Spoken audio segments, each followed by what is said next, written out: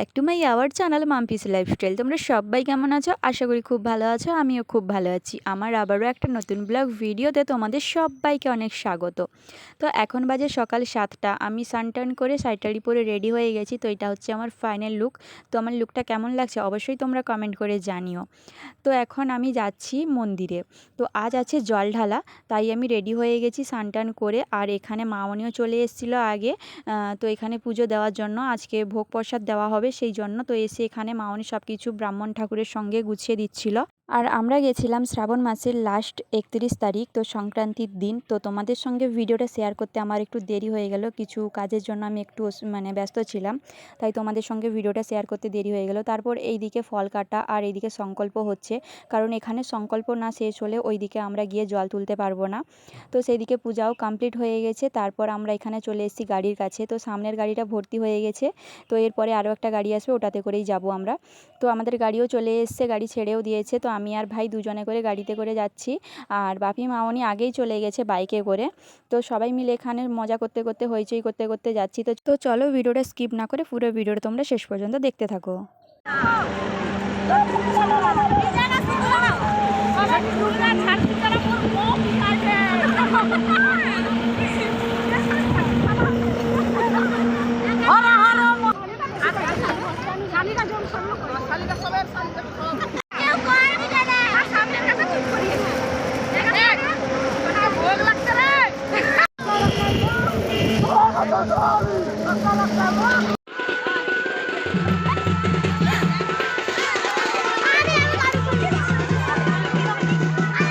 তো আমরা এখন সবাই মিলে নদীতে পৌঁছে গেছি। তো ঘাট থেকে জলটা অনেকটা দূরেই চলে গেছে, তাই আমরা হেঁটে হেঁটে যাচ্ছি।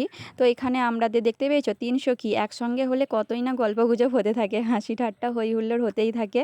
তো একজন হচ্ছে সহেলি আর একজন পূজা। তো তোমাদেরকে প্রথমেই হাই করে দিয়েছে। তো তারপর আমাদের মধ্যে অনেক গল্প হচ্ছিল। তো একসঙ্গে হলে তো গল্প মজা ইয়ার্কি হতেই থাকে। তো তারপর এখানে সোনালিও এসে তোমাদেরকে হাই করে দিল।